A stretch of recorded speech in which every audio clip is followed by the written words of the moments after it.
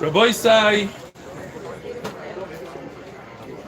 ladies and gentlemen, ladies and gentlemen.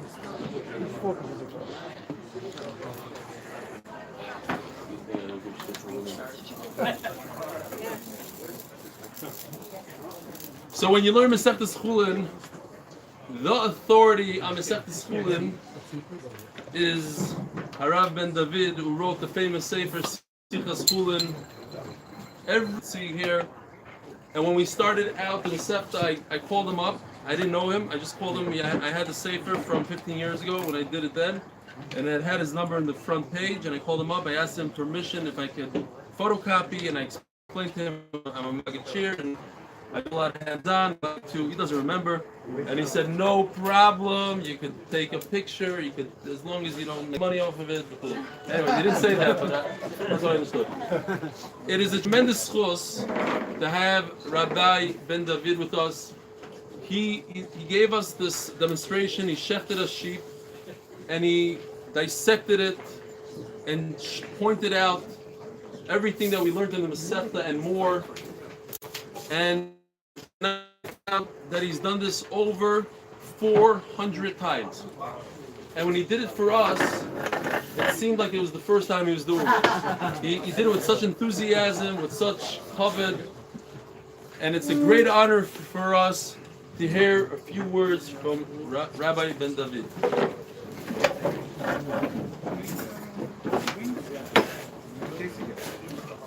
Good evening and Mazel Tov. There is a Minhag Yisrael when we do a Siyum, so we say Hadron. What is Hadron?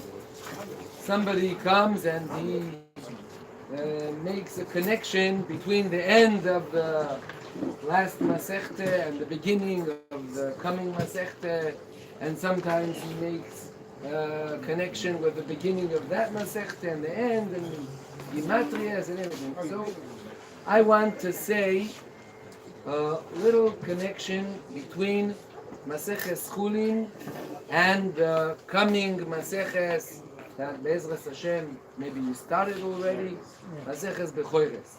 Maseches Bechoires, Daf Lamed Zayin, we have the Perek Shishi, Eilu Mumin, the defects of the Beheme, or also we have in Perek Shvi of the Koyanim. And we, in this Parshas HaShavua, the last one, Parshas Emoir, we had that in the Torah. וכל כהן שיש לו אימום לא ייגש להקריב לחם אלוהיכו ולמזבח לא ייגש. And Rambam in Moire Nevuchim, he wants to explain what is the problem if we have a kohen that is a Baal Mum, a cripple, you say, right? So what's wrong with that? HaTorah HaKdosha teaches us to respect all the poor people, Almono, Ger, Yosoim, even Ger Toishov, Nochi. We have to respect them, help them. Ve'avtem esager, and Kol Almono ve'Yosim lo yise'anun. So also those poor people. And what are the mumim? You see, one of the mumim is Shever Yad. He broke his hand. He's not allowed to work in Beis HaMikdash. What happened? Okay, so he broke his hand. In 2 weeks, everything will be over. So, what is the problem? Rambam says in Moire Nevuchim, like we have in a plane, he doesn't say a plane, but we have in a lot of very fancy places, so they look for the servant or the people that, the steward, the people that help out. They have to look nice, be beautiful, and dress nicely, and that he says that is das bnei odom. The people feel that people that are all completed, all their organs are completed. So if he has a problem, he doesn't walk well, or he's blind or something, so maybe also he's not not a good person. That's the Das Bnei Odom. So, HaTorah wants us to have a good feeling when we come to Beis Hamikdash. The people that we will deal with, they will look nice, and we'll have a good feeling. What answer is that? It's not a right thought. Think like that. So HaTorah gives us a good feeling in Beis Hamikdash, okay, but you take out all those koyanim that he has a long nose, or you will see those mumim in Perek Shvi. One ear is little, and one ear is bigger, so he's a Baal Mum. So, okay, but it doesn't say anything about he can be a Baal Mides, he can be a Reshomayim, he can do his work well. So people think like that. It's wrong. It's wrong. The Torah has to fight against that and say, no, it's wrong. If, for example, Rabbi Akiva Eiger, he was very, very short, and he was a Giben. Giben is one of the mumim that we have in the mumim. So he was a Goyen Oilo. So why can't we have a Kohen like that? Haramo, Reb Moshe Iserlish, he has a sefer, Torah So'oilo. In Torah So'oilo he explains all the inyanim of Beis HaMikdash and Korbonos and Avodas HaKohanim. Everything, every number that we have there, everything is calculated, is meduyak, that is supposed to be. That's the way that the Beis HaMikdash is working. You have to have, to cut every oilo into 10 pieces because it's keneged spheres. Everything Aramo tells us all the secrets and the reasons of the things in Beis Hamikdash. When he reaches the mumim, he explains us like this. He says we have koyanim ba'avodosom, levim beduchonom, Yisrael b'ma'amodom. We have Beis Hamikdash Shel Mato, and in the heaven we have Beis Hamikdash Shel Malo. Everything is against everything that we have in the Beis Hamikdash Atachtoin. We have in the upper Beis Hamikdash. Bashomayim, Kivyochol, we have a Beis Hamikdash, and against the Yisraelim b'Ma'amodom, we have the Malochim, and Keneged Levim beduchonom, we have all the Shemesh, Yereach, the stars, the moon and the sun. Hamoirois, Rambam calls them Hagalgalim. That's Keneged Halevim. And Keneged HaKoyanim, unbelievable.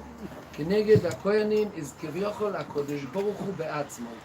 He does the Avoido in Beis Hamikdash Elyon, and the Koyanim do the avodah in Beis Hamikdash Atachtoin. So the Koyanim have to be completed. All their organs have to be set up and look nice, and the clothing have to be also nice clothing. Kemidosom, Bigdei Kluna have to be kemidosom. You have to sew them exactly on the goydel of the person, and they have to be new. They're not allowed to be torn, or even if you have a shifshuf or something in the clothes, so you have to put it in gniza. You can't wear it anymore.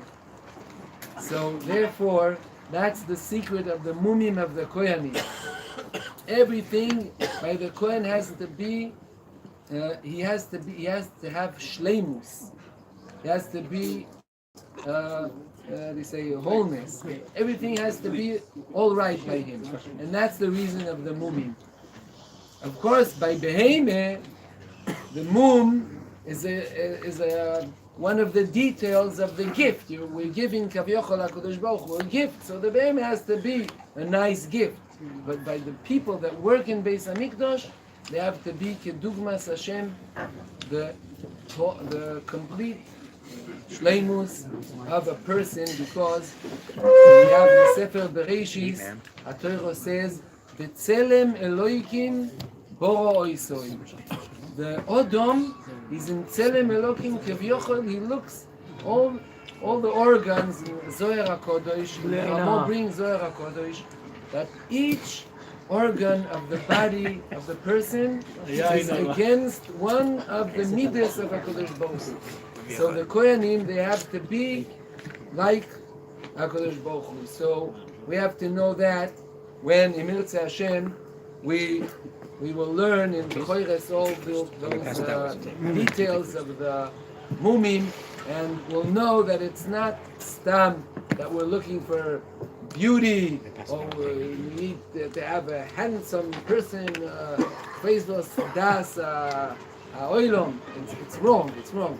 The reason is that we have to have shleimus. The Torah gives us the shleimus, and the most thing that shows us shleimus b'Torah is the learning of Daf Yomi, that you are zoiche to finish mamish the whole Talmud Bavli. It's not the whole Torah, but the Talmud Bavli is the main part of the Torah that we use for halacha, for muser, for everything comes from Talmud Bavli. So you are zoiche to that shleimus, and you have no mumim. No mumim. You don't skip anything, and you learn it in the right order. So you have also, when you learn the Daf Yomi, you have that bechina of the shleimus, of all the ivorim, all the parts of your Torah is sholem, b'shleimus. Mirtze Hashem, soon, in 1 year almost, you'll be finishing the Shas. So אני מקנא בכם, שאני לא זכיתי עוד במחזור הזה, אוקיי? אוקיי? נרצה השם בלי נדר. So, but I must say that I enjoyed very much the shiur that I said here by you, and the people were mamish. The Posuk says, Chaveirim makshivim lekoilech hashmiini. When you have friends that are listening to you, so then you get the desire, hashmiini, you want to say more and more and more. That's the reason that you felt that it's like the first time, because I saw that the audience, the people are so interested and know so much. So that gave me the desire to continue and to speak more and more. Mazel tov.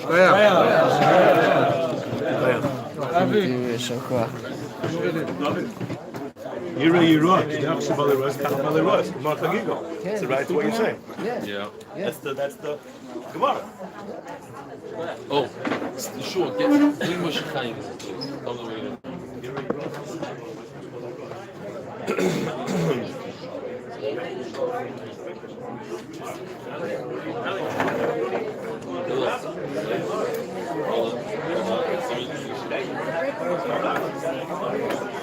So, this is just the first course. I'm not kidding. After this comes the lamb that we shechted. So there's going to be lamb chops and all sorts of yummy lamb stuff. So don't fill up just yet. I want to give a tremendous ishkoya. You know, I literally, I'm not just making this up. I'm overwhelmed with emotion when I see the commitment and the dedication of so many individuals coming together on a daily basis. Every day we have Gershon Ben Moshe. He's right here with the video. He comes early, sets up the video camera. He's the tech guy. The other, like I said a week ago when I came back from Eretz Yisrael, he spent literally 3 hours with me running from store to store, trying to figure out what's wrong with the laptop. He spent countless hours behind the scenes getting things organized with Word and all the what is it called? OneNote. Oh, whatever. So just go after Gershon. Also, tonight's delicious food. The meat part We have to thank all the women that were mishtatif in the side dishes. I don't really know who they are.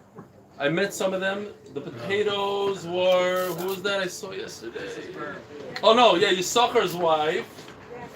Or Yisachar, who's that? Shkoyed for that. We had coleslaw and potato salad. Bye, Rib. Shimmy watches every single day on YouTube. He's too lazy to come from Gimel and everybody watches. I'm not lazy. He does watch. I was going to YouTube the meal, but I said it. Oh, okay, good one. So tonight's yummy smoked meat, which literally started, the preparation started on this Tuesday. We're done by my first cousin, Moshe Chaim, who's standing right over there. Moshe Chaim Stefanski. He's a real chef in Yerushalayim. And anytime he's a part of our shir, also watches us on YouTube. Ellie, you got to tell everyone they're going to be fleshik now for 3 days. Yeah, that's as we learned in Chulin, depending on how much fleshik you eat, you could be, halachically speaking, if you eat tonight's meal, you're probably going to be fleshik for 3 to 4 days. It doesn't say that anywhere you said, so he's probably right. I never want to fight with learning.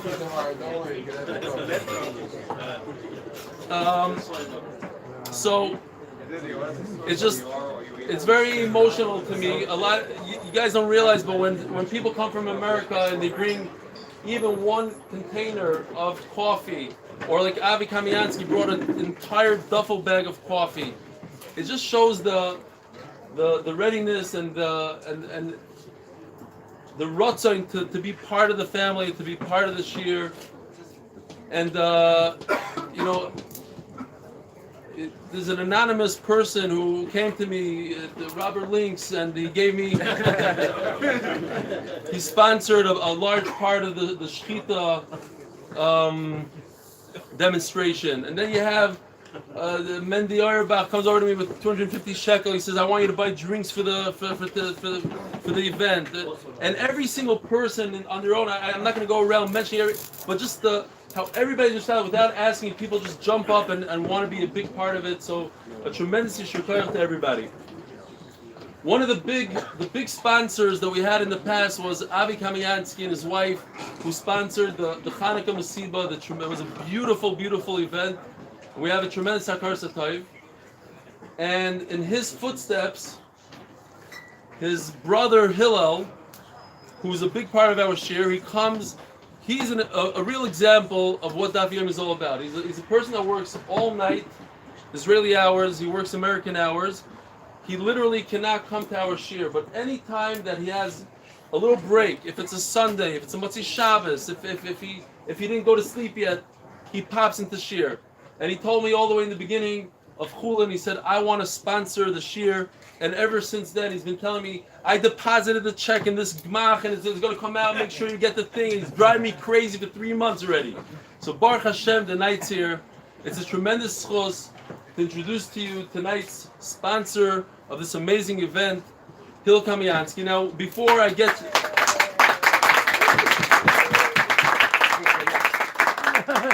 Hillel comes with a wife, Sabrina, who's sitting there somewhere. Sabrina's the one who went out and bought all the paper goods and sat here for 3 hours setting up the beautiful decor.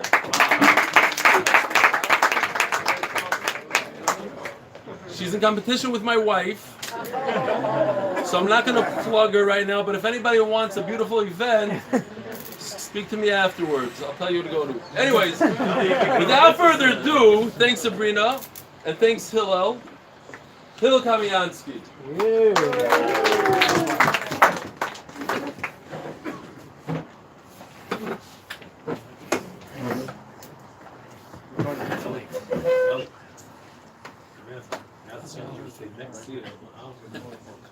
I'm getting up there now. So I'm not sure if it was meant to be on the last speaker. No, not the last. Okay, then never mind. And thank you everybody for coming. First of all, how about a round of applause for everybody who helped out tonight? Thank you so much. Thank you especially to Reverend Ms. Stefanski and to Sabrina for setting up. The decorum is beautiful, and thank you, Ellie and Ms. Stefanski, for opening up your house. Everybody knows that I've been pretty vocal about the seventh parak of Chulin, the Gid Hashem. Ever since we started the parak, I asked everybody trying to, what are you talking about? You can't do Nikor. Of course you can eat it. This is craziness. What are you guys talking about? And ever since, I've been looking around and realizing that, am I crazy? Or maybe it's everybody else. I don't know. So, the fact that my question wasn't alone. We know that the seventh parak of Chulin, the Gemara talks about and spends the whole parak talking about this Gid Hashem. In Parshas Vayishlach, we see the struggle of Yaakov and Tzar Shel Esav. When the Malach realizes that he can't prevail over Yaakov, the Torah says that the Malach struck Yaakov's hip, discoloring his thigh bone from his hip socket. Furthermore, the Torah goes on to say that okay, lo yochel bnei Yisrael es Gid Hashem, right? You cannot no longer eat the Gid Hashem. Asher lakaf yareach ad hayom hazeh. To this day, no eating it. Fine. Kinogov v'kav yorech Yaakov v'Gid Hashem. So we know we have a pasuk that says clearly that okay, you can't eat the Gid Hashem. Fine. The first Mishnah, the seventh parak, discusses at the end the machlokes between Rav Meir and the Chachamim. Rav Meir says that you know what? The butchers are entrusted regarding removal of the Gid Hashem and Chaylev. Can't do it. The Chum says, no, you're talking about it's fine. They can do it. They're trusted. So the Maisa, now what? We have machlokes. What's the shot? Are they trusted? Not trusted? Can they take it out? They can't take it out. And more importantly than anything else, the Maisa, can we eat or we can't eat? Can we eat the hindquarters or we can't eat the hindquarters? So Nikor is the process of rendering. Nikor is the process of rendering. We haven't brought it out yet. Nikor is the process of rendering the hindquarters fit for consumption, kosher consumption. In an article published by the OU, the Orthodox Union, they describe a misconception where it's only Sephardic custom and that it's banned, by the Rabbanim of the Ashkenazim, and thus cannot be performed in the United States. Misconceptions. What's the fact? The fact is, OU says there's no such ban, and Nikor was practiced in many Ashkenazi communities in the 20th century. The practice of some communities to refrain from eating hindquarters owing to the difficulty of only removing the sections, continuing to exist among both Ashkenazim and Sephardim. Today, Nikor of the hindquarters is practiced here in Eretz Yisrael, and it's supervised by many of the Sephardic Badats, as well as Rabbanut. In addition, the OU supervises Nikor on deer. Why? Because deer, only the Gid Hashem and blood needs to be removed, and not the Chaylev. According to Rabbi Dr. Moshe Tendler, says in both his father's house in Kamenetz and by Rav Moshe Feinstein's home in Lubin and Belarus, Nikor was performed. It was performed. People didn't stop practicing Nikor because of a ban or custom. Rav Moshe clearly states in Igros Moshe, his opinion on Nikor was not regarding practicing in recent years because butchers didn't want to expand the effort. And there are plenty of non-Jews to buy the meat. So that's why it wasn't practiced.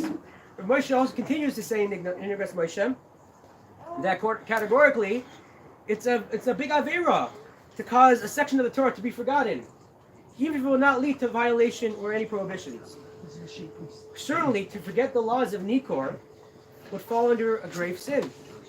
Doing so would also make it impossible to reinstitute, more importantly, the Korban Pesach, which cannot be properly prepared without knowing how to remove the Chaylev and the Gid Hashem. So we see here the importance of Nikor, and a clear indication the importance of eating the back of the cow. So I'm going to take a poll now. Based on this shot, who's going to eat Nikor tonight? Okay, don't answer it. Forget it. Don't answer it. I don't want to embarrass anybody. But I figured there are some people that might be hesitant. So I came up and decided to have a big discussion. This is a revolutionary idea. Okay, revolutionary. 2 weeks ago, Beyond Meats, the stock market ticker is BYND. IPO went out. It's trading 3 times its high right now. Okay? I'm not telling you what to do, but I'm invested. But I'm not telling you what to do. It's a plant-based meat that allows you and your family to eat more, not less, of the traditional dishes you love. current products include burgers, sausages, and beef crumbles. Imagine your favorite meat dishes, like burgers and tacos, delivering the juicy, tasty that you all love. And more importantly, it's proved by AOC and the Green New Deal. Last week, I presented the CEO of Beyond Meats with a challenge. I told him that we have some people here in Jerusalem and in Beit Shemesh and American Jewry around the world, that still do not eat the hindquarters. And let's just say he went way beyond the call of duty. I told him that some Ashkenazi Jews still refrain from this. There are Jews who've never experienced this, the juiciness of a porterhouse, the elegance of a rare New York strip, the depth of a sirloin, and of course the most premium cut, the T-bone steak. The CEO saw the opportunity, and after spending a week in the lab, I present you today with the Beyond T-bone steak. This is made out of plant-based ingredients. The look, feel like this looks and feel and tastes mouth-watering. The Nikor-free product can be cooked. The Nikor-free product can be cooked rare, medium, or medium for the Americans, and well done for the Israelis. The T-bone is certified by the Badatz, Edus Haredos, Reuben, Kilot, OU, OK, London-based in, Manchester-based in, CRC, Starkey, RCC, Sephardim, and yes, by our very own Rav Eli Stefanski. Here, plaster on, take it out. They say it's soft like butter and even tastes like cake.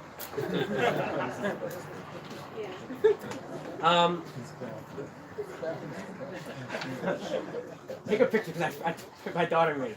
Anyway, someone snap a picture. But in truth there is another aspect. There's another aspect of the Gid Noshe that I would like to touch upon. We see that the incident after the Tzara Shel Esav, Hashem changes Yaakov's name to Yisrael. Is it called Yisrael? Just Beyond Meat? It's par. Whatever you like. Rav Pessin mentioned that Rav Chaim Vital, on his daily counts of mitzvahs, connects the Losaseh, the Nevi'im commandments, to the Losaseh of that day of not eating the Gid Noshe to Tisha B'Av. Okay? That's what Chaim Vital said. I found this fascinating. That the Gid Noshe, which has no tam whatsoever, but yet today we mourn on Tisha B'Av, like the Gid Noshe. But one day, with Hashem's help, please let it be this year, that we'll be celebrating with Korbanos on Tisha B'Av. But there's more. What is the Gid Noshe, Tisha B'Av, and ultimately a tikkun that needs to bring the Geula? To ensure that, please Hashem, that there will be a Korban Pesach this year. We see that Yaakov is referred to Yisrael, but he's referred to Yisrael. He's not referred to as Haredi, Mizrahi, Chiloni, Dati, or any other adjectives that one might have. These past 10 days were very emotional for me. Starting with Yom HaShoah, which coincides with my Zaydi's Yort site. May the Neshama have an Aliyah, along with Eli with your mother's Neshama should have an Aliyah. To Yom HaZikaron at Yom HaAtzmaut. Before you all get uncomfortable, just sit back, relax, and hold your loins. I'm not going to say anything that's too risque. Well, I personally dabble in multiple communities, okay, and multiple facets. You can stop the grill. This week I've tried to reconcile. I've tried to reconcile all the texts that I got, all the dings, all the WhatsApps, and all the conversations I've had this past week. From watching Israeli flags being ripped off cars in our own city, to receiving anti-Dati propaganda from close ones. All I could think about this week was Rabbi Akiva and his students didn't give honor to each other. In fact, I wonder, is Hashem testing us this week? How are we going to react to certain events of this week? How are we going to react to Yom HaAtzmaut? I'm not referring to whether we say Tachanun, whether we don't say Hallel. The question is, how do we respond? How do we reconcile those who have a different mahalach than us. Does it mean that there's no significance to Klal Yisrael? Are we going to be Makir Tov or not? But then, I think about our shir. When I come in, I see the Olam is made up of all the Klal Yisrael. Kishacha b'levachad. We also have Nashim that are part of our shir on YouTube. And I see that our shir is really a tikkun that Hashem is looking for. Accepting without fighting, honoring without being judgmental. As it's our duty to become a beacon of light to others, to speak Torah b'Ahava. But this could not be done without our fearless leader. Eli, you set an example to all of us. Daf Yomi is alive. The pages pop out and speak to us. It's as if the Tanaim and Amoraim are sitting right next to us. It's alive. And you make it happen. May Hashem grant you and your Rebbetzin and your entire mishpacha with brachas, with shefa, and me'er v'sim shalom. Thank you, Hashem, for your constantly guiding me. I could spend an hour and tell you how I got here, but tonight's not the night. But it really sums up with the Yad Hashem, and thank you very much. I want to recognize my parents who are here. Baruch Hashem, it's crazy, and really it's Yad D'Shmaya, how all your boys, and soon our sister, are here in the land fulfilling our family's prophecy. That both sets of parents set out for us, and grandparents set out for us. I want to thank both my brothers, Avi and Eli, and their families. We would not be in Israel without them, and that's the truth. Chaya, we just love you and you're awesome. And again, thank you for everybody who made this Siyum possible. Thank you to Eli and your Rebbetzin, Sabrina, Achron, Chaviv. You set up a beautiful event, and you're always putting up with me, and you are the cause to why I constantly learn, and thank you very much. This is Hillel Zachori. This is what he's waiting for. This is his sheep. This is Zachori. This is the only Achori here. This is the Achori. Whoever doesn't want to eat, it's all Bedante the Charedis, Kasher by Hillel. Let's go. That's the back. That's the back. Who is in the family sent him?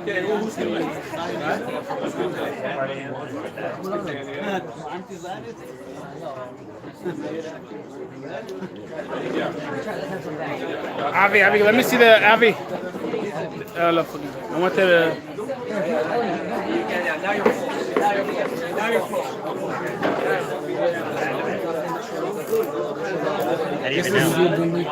The lamb. אתה עשית את הניקור. אתה עשית את הניקור.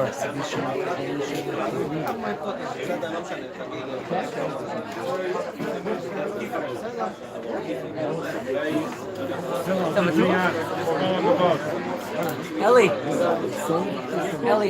Ellie. Who did the nikor? You said you didn't do the nikor. No. You did this. מי עשה את הניקו? אפשר לסמוך לו.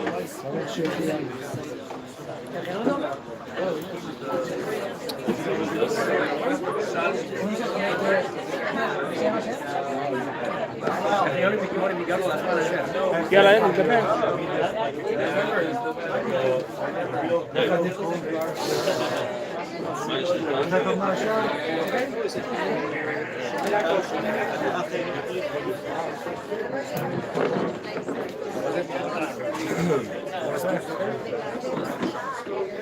Timon, do you see it?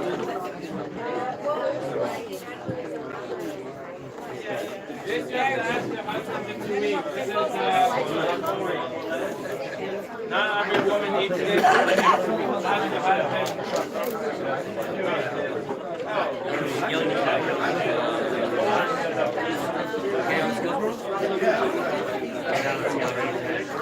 איזה טוב.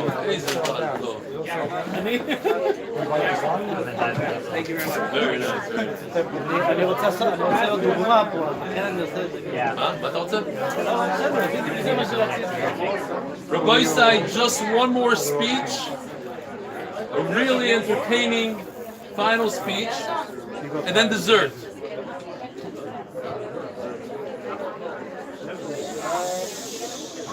I saw a very interesting Minchas Chinuch this week.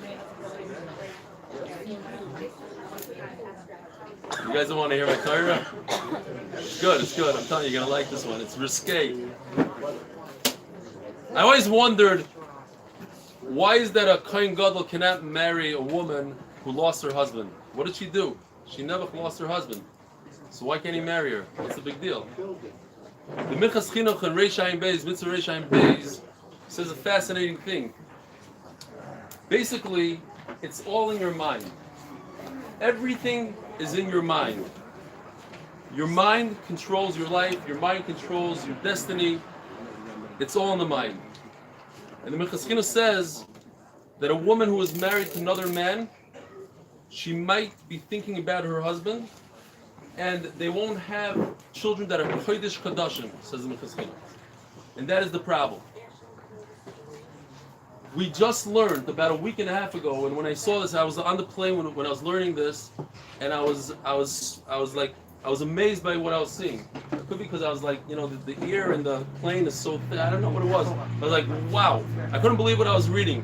The Mishnah in Bechoros, Daf Yud Gimel, says that mitzvahs yibum, we know what mitzvahs yibum is, right? If somebody's husband dies and they don't have children, so the wife falls to yibum, meaning she must marry the brother. So the Mishnah says that in our days, we don't do it anymore. It's better to do chalitza than yibum. First, the woman spits on the shoe, and that's it, no yibum. They don't get married. Says Rashi, unbelievable thing. Says Rashi that if the man would have a thought, and he was thinking that he doesn't want to marry his yivama because to continue his brother's name, he thought in his mind that she's attractive, then he would be over on Eishes Ach. The same gentleman could be Mekayim a mitzvah deraisa of Yibum, and in his mind he could flip it and make it into Eishes Ach. Because it's all in the head. And when it comes to our life, when it comes to if somebody wants to lose weight, what's the difference between the 98% of people that fail diets and the 2% that don't? It's all in the head. It's operation. Okay, because it's Lap band. That's also in the head. Operation. It's in the head. It's in the head. It's also in the head. It's in the head. If you can control your head, you can control anything. If you put your mind to something, there's nothing in this world that you can't accomplish. I identify myself as thin. That's all in your head. And all of us really, everyone here sitting here today, is somebody that decided in their head to do this on a daily basis and go through it, go through the grind. And there's a difference. There are people you'll see, Be'ezer Hashem, when we start brachas, and I had this opportunity, literally 40, 50 people show up to the shir on day one. And then it starts shrinking every single day. Down 2, down 3, until you're left with that core, the 5, 8 people. In our case, it's different. We will have, Be'ezer Hashem, 150 people by brachas. But you will see. Yes. Right. Exactly. When Sefta Shabbos comes, it's a lot before that, by the way. Depending on the Magachir. But Rabbi Yaakov coming in for Shabbos. As Hill mentioned, our shir is a great group of guys from all backgrounds. We have Magadi Shur in their own right that give shur in different places. Talmidei Chachamim, Balabatim. We have Charedim. We have Bnei Brakis. We had a Bnei Braki. We have Yerushalmis. What? We have anti-Haredi. We have Zionist people that got all excited when we said that the Siyum was going to be Wednesday night. Woohoo! 2 of them jumped at it. Then we had this. A guy came with a blue and white shirt to the shir on Yom Ha'atzmaut. The Rabbanim in our shir are sitting right here on the dais. I mean, just Dr. Epstein and then Mr. Kamiansky. These are the Chashuv in our shir. So, no, but seriously, we have a shir built with many different types of people. There's a very interesting individual who sits next to me every day in the shir. He's right over here in the picture, as you can see. He's a person that one day set his mind, and he's going to describe to you what, but the little that I know is that he belonged to a motorcycle gang or something like that. I don't know, he'll tell you. And today, with the switch of his mind, he sits every single day and learns the daf, as difficult as it is for him sometimes. And it's a big privilege for us to hear from Mr. Yaakov Rosedale. Yeah.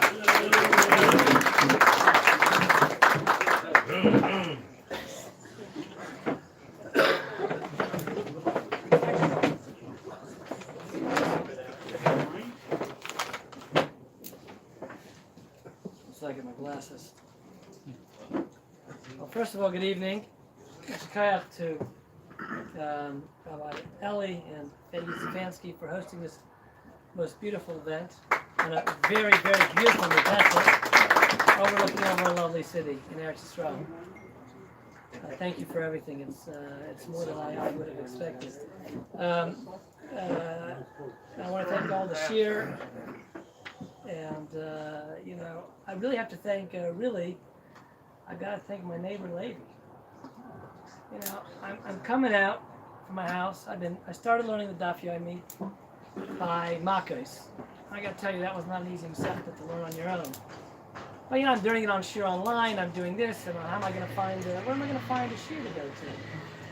And it's going to be in Hebrew. I mean, when I first started doing Daf Yomi about 25 years ago, it was all in Yiddish. That was really rough. Because while my grandparents spoke in Yiddish, my Yiddish was not as strong as I would have liked it to be. So I figured now we're going to have this with the Hebrew again. Now, what was going to be? I'm going to sit there, I'm going to fall asleep. And by the way, it's another thing. I can't stay asleep in any classes. University, slept through. I did very well, but I still slept through. Don't know how am I going to do it? I'm going to sit right next to the rabbi, and not going to happen. So he tells me, well, you know what? There's this really good shir you got to go to. I said, yeah. And he said, but it's on Gilo. I said, oh. That's the project. I'm gonna go there. I mean, I lived on Revivim. I can say this. Not bad. Okay, I'll try it. I mean, I'm gonna go into the shul. And I walk up there, and I'm like eight people behind in the shir, sitting down, and I'm saying, what's gonna be? And I had to go because we started Zvachim, and I said, there's no way I'm going to do this. I'm not going to do Zvachim on my own. There's not a chance. First of all, I was scared to do any kachim because I said, I don't want to do this. But what I did was I read the introduction to the art scroll, and that just set me straight. But I'll add that in just a moment, how that set me straight. But so I'm sitting in this shir, and I'm going to go. But I decided, my parents always told me that if you want to do well in school, you got to sit at the front of the room. So now that took me some time.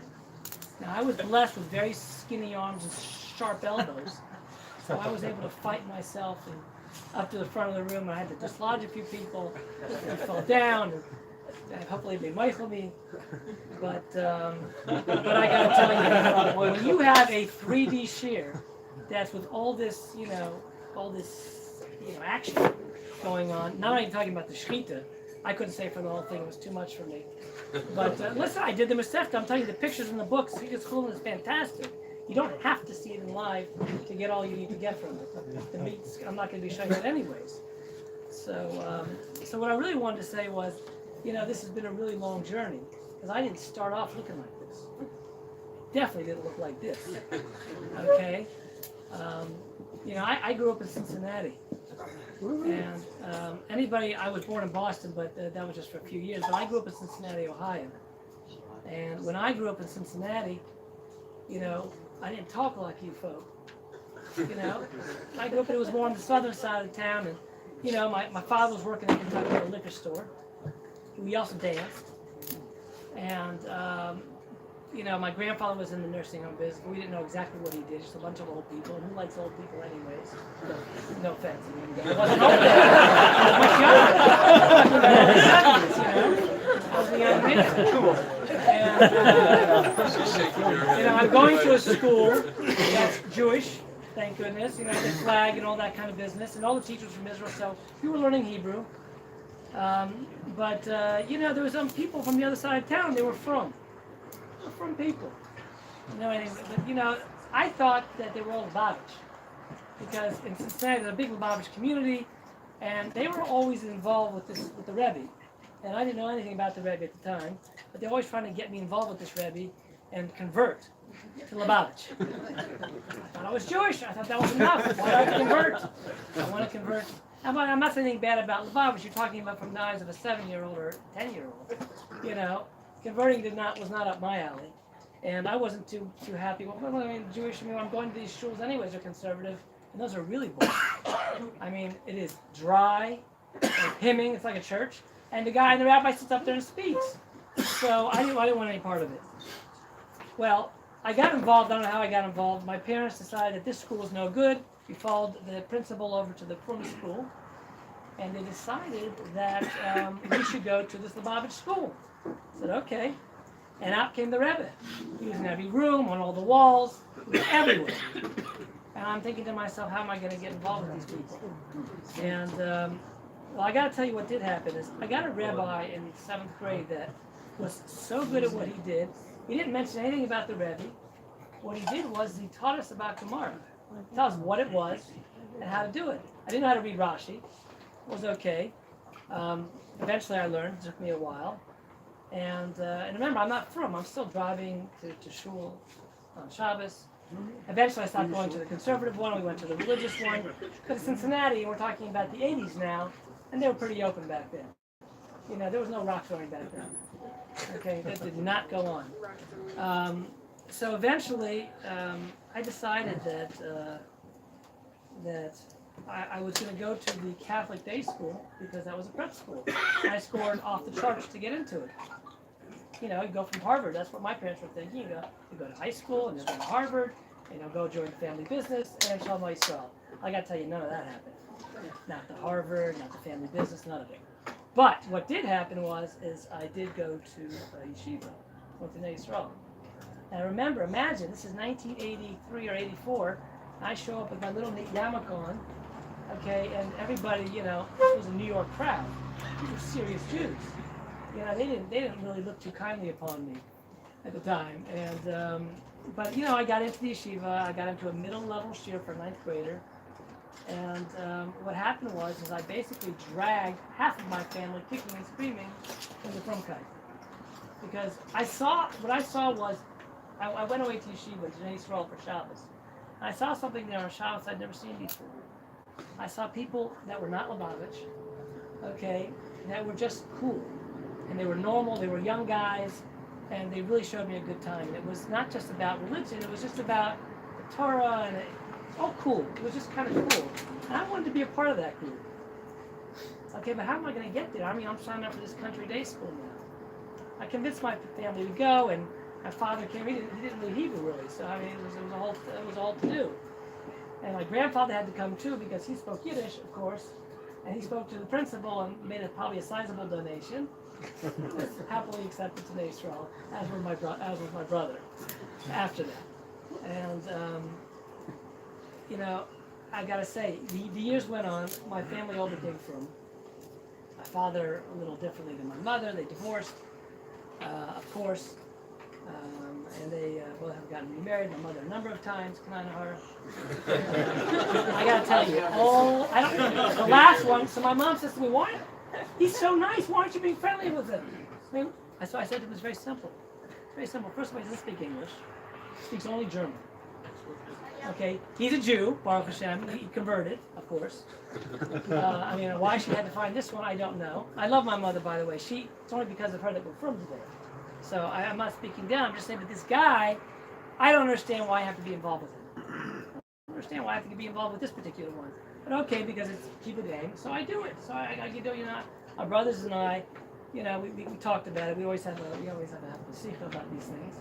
Because it's like a corporation already. We've all decided we're not going to encourage them too much because we never know. 3 or 4, you can't. How can you encourage somebody like that? You just never know. And he's German anyway, so you don't have to be too much involved. He speaks a little bit English now. He's very nice, though. My kids love him, but but whatever. So I dragged my brother into yeshiva too. He did very well, Derech Hagav.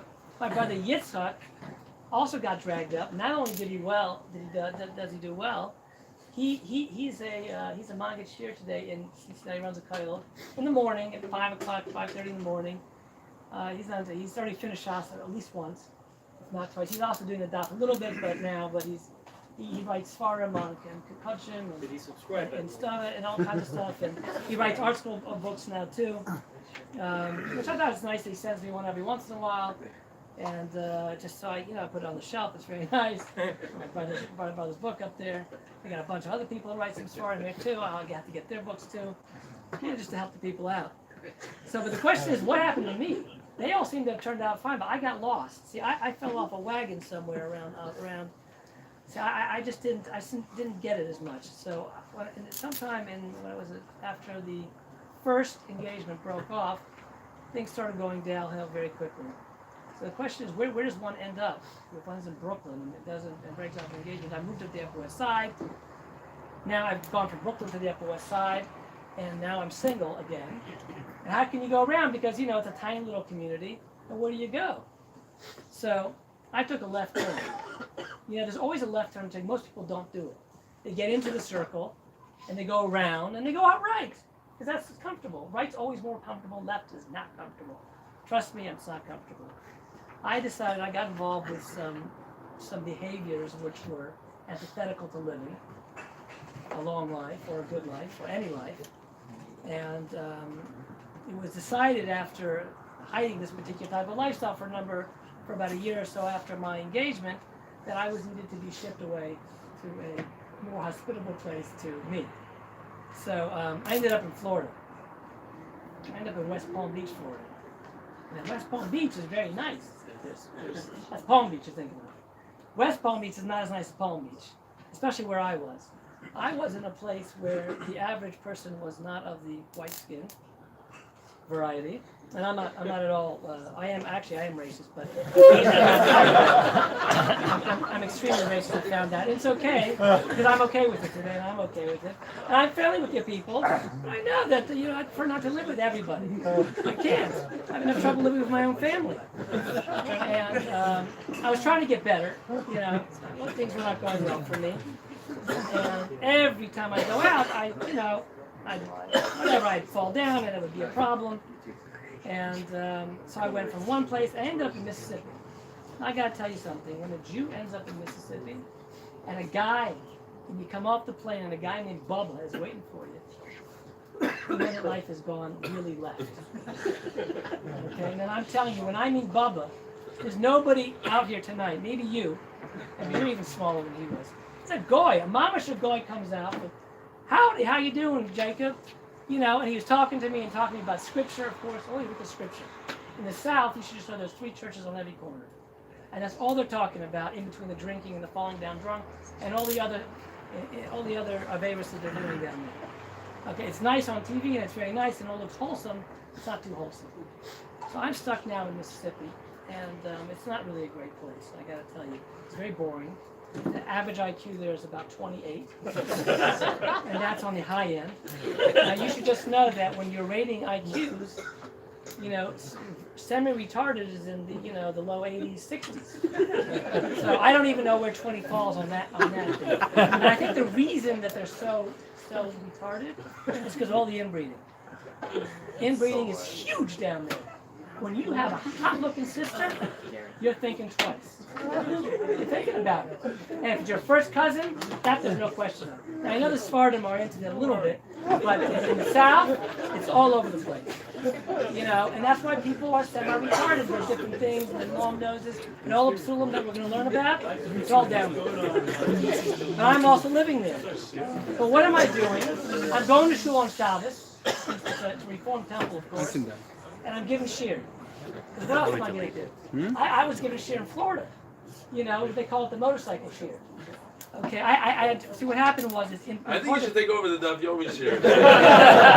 part of the getting better. No, the part of the getting better was that there was a bunch of Are you gonna bring up pictures? no a guy. I have pictures, yes. But there was a guy. There was a bunch of guys. They roared into this meeting that I was at, and I mean they scared me to death. I thought I was going to die. I mean these are big guys, bikers. I mean tattoos. I mean everything. And the guy comes over to me and he shares in this meeting. Says, "How my name is Rabbi." I said, "Yeah, right." I said, "That guy doesn't look like a rabbi." So whatever. I met him. His name was Mark. He was actually Jewish. They called him Rabbi because he was Jewish. He certainly had no shot at being a rabbi at all, but he was Jewish. He was made to a shiksa though. So I don't know about his kids, but he for sure was Jewish. And he comes over to me and says, "Listen, Beaker, they said they called me by this funny name by on a Sesame Street show because I was a little guy amongst all these big goyim. And they said, we really think you should join our group." And I said, "Really?" I said, I can't, I can barely ride a 10-speed. How am I going to get on and get our Harley? And how am I going to get our Harleys? Don't you worry about it. We'll take care of all of it.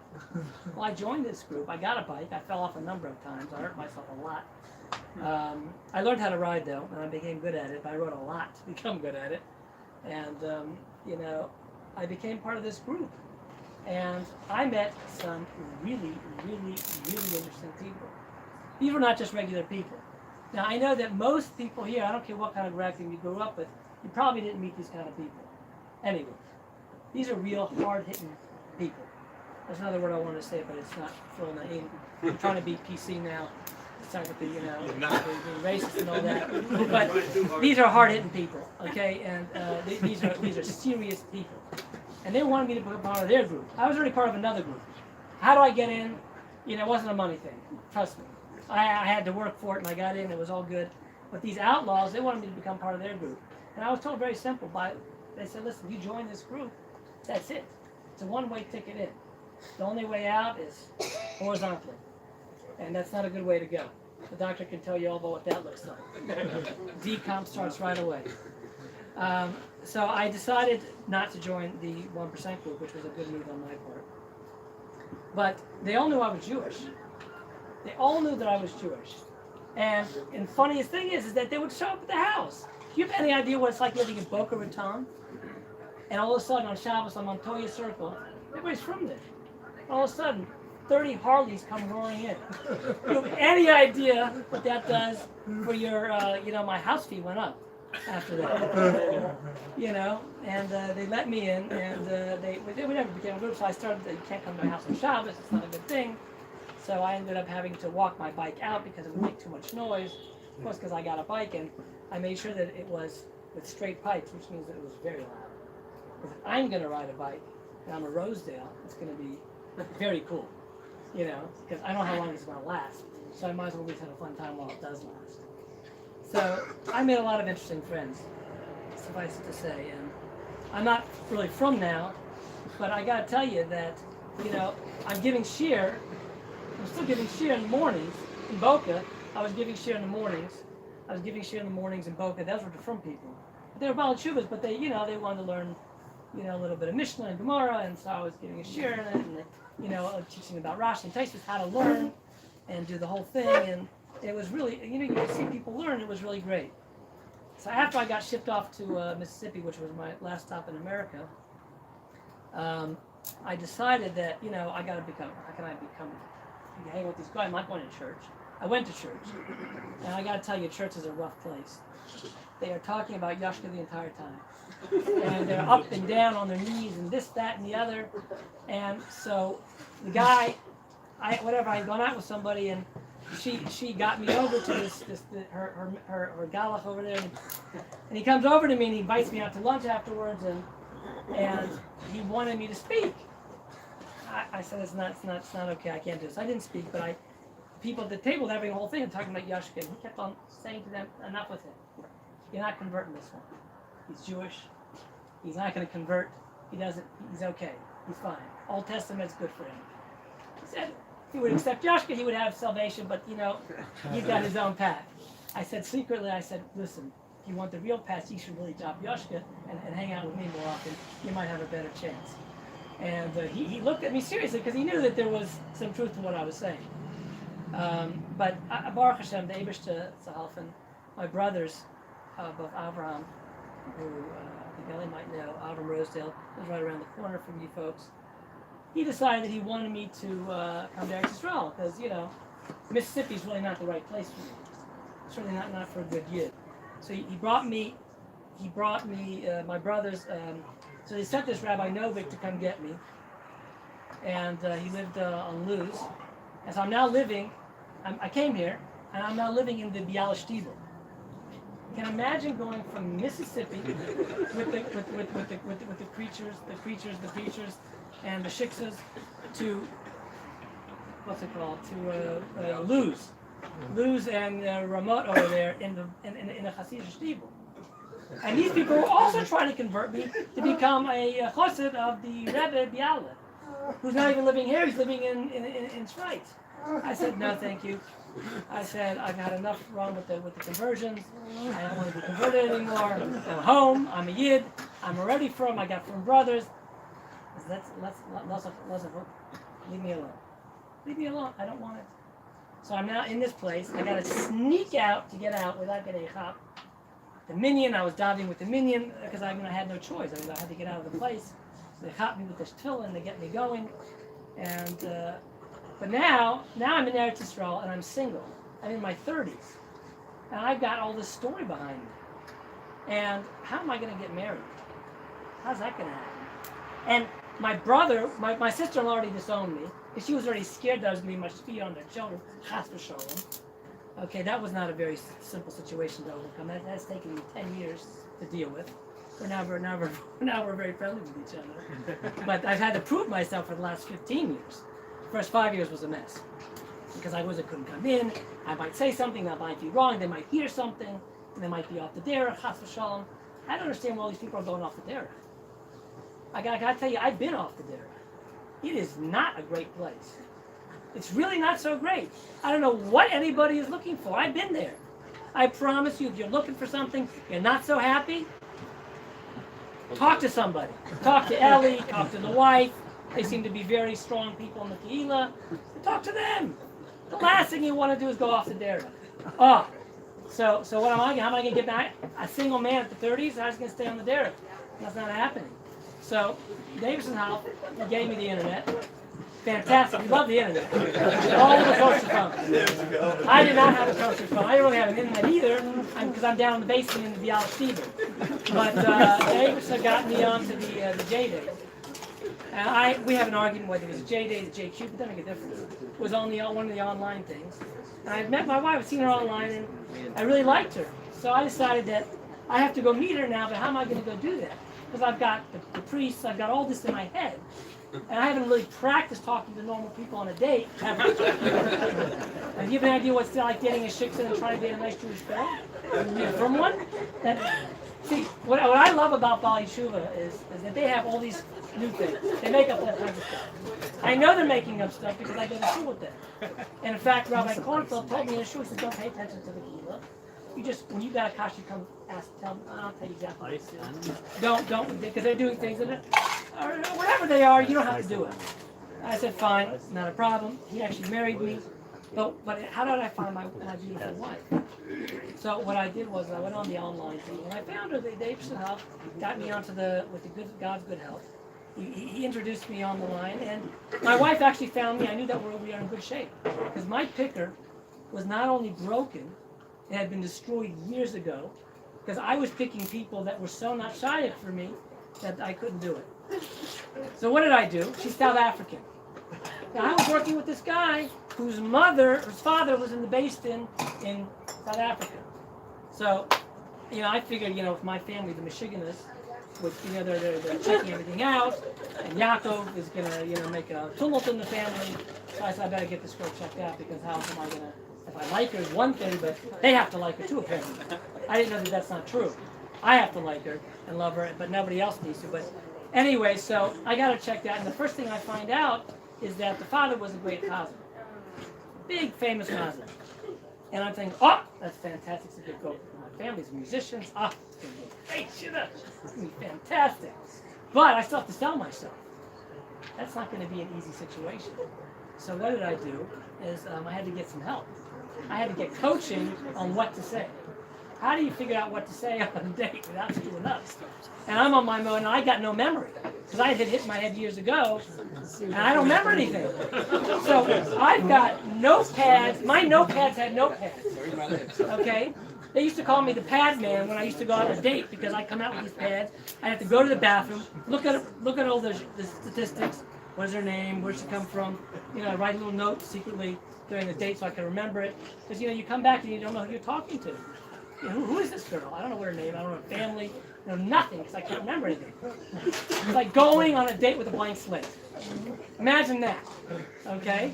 So I don't know what happened, but I got to my wife the first section. And we went out, and my brothers did not know what was going on. They said, "No, we better. You know what we better do? We better tell them that she's really not from enough." Remember, I'm just kept coming from again. So how could she not be from enough? What kind of mishigas is that? My crazy brothers. So fine, I had to break up with her, and it was terrible. Everybody was crying. It was no good. So a year later, a year passes, and just so you should know, I'm learning again. I got myself together. I got from. And I meet her again on the line on a different website, and I figure I gotta hop this one now because I can't find anybody, and I'm a crazy person, and I need somebody that's also a little bit crazy, maybe hook up with me. So I met with my dear wife Yaffa again, and I called her up. She had left the country, and she was in England, and she said, "I'm coming back in 3 days." And this is where you see the Eibishter. The Eibishter to help him. For 3 days, she's coming back. It's got to be the right thing. I got her back. I picked her up. I went out. I did the whole shtick. Dated 6 weeks later, I think, or 2 months. I don't know, however it was. But I had to convince her. I don't know how I did it. Maybe she can tell you. But I was able to convince her enough that this is a good union, and we should get married. And she met my family. Everything went well. I met her family. And I was very excited. And we got engaged, and Baruch Hashem, we're still happily married to this. Yeah.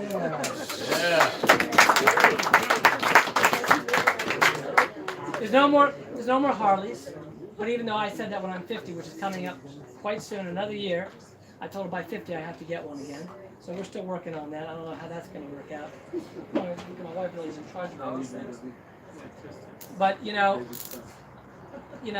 what I tell you is that I've got a very good giving wife, because I tell you, getting up to go to share every single day is not an easy thing to do. And my dear wife is extremely supportive. Not only that, my kids are supportive. They know, I don't know how much is going to rub off on my kids, but I can tell you what has rubbed off on my kids.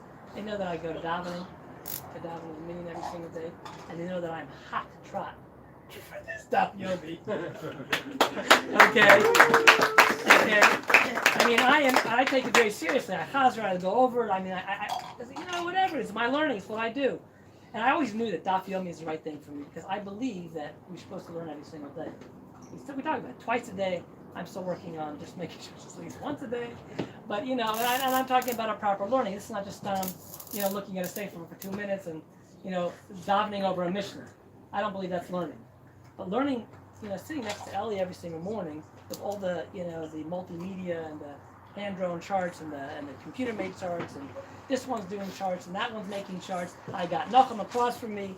He's smiling a lot of the time, which is really great in the morning. I don't know that many people always wanting to smile that early in the morning.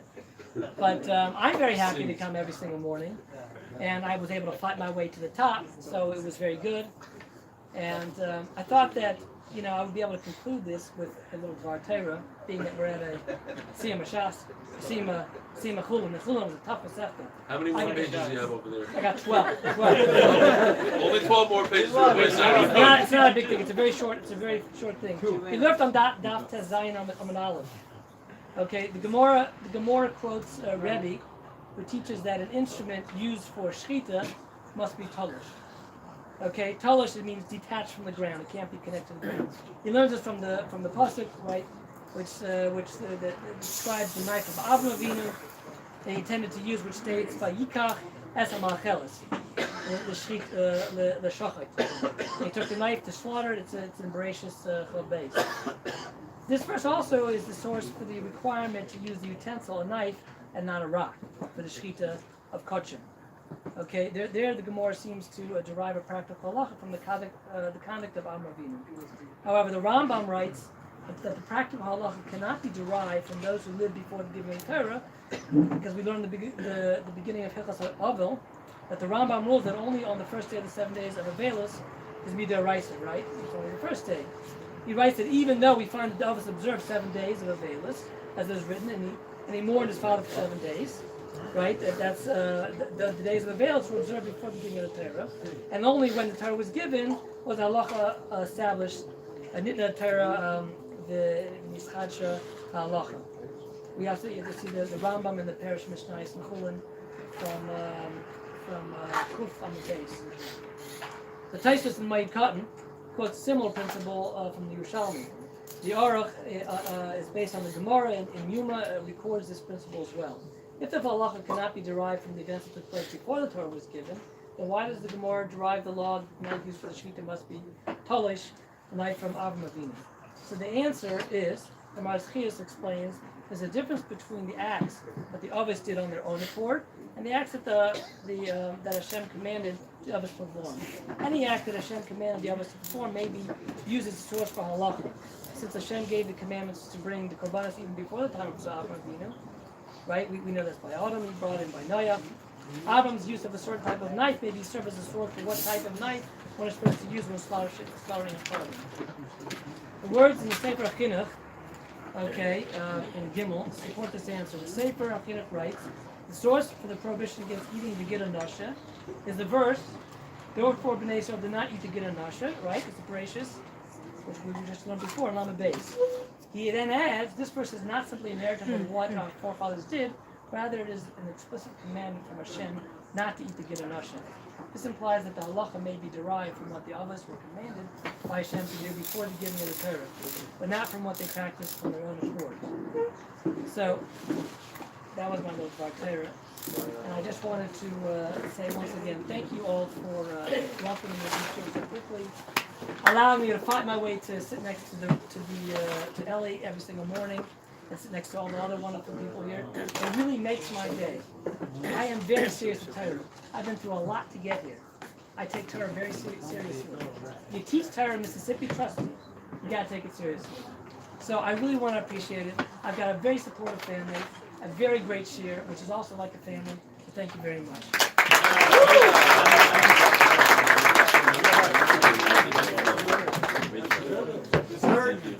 Dessert will be served right now, and then benching.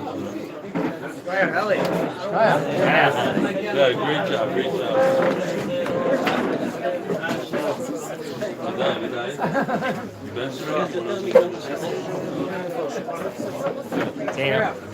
Tina.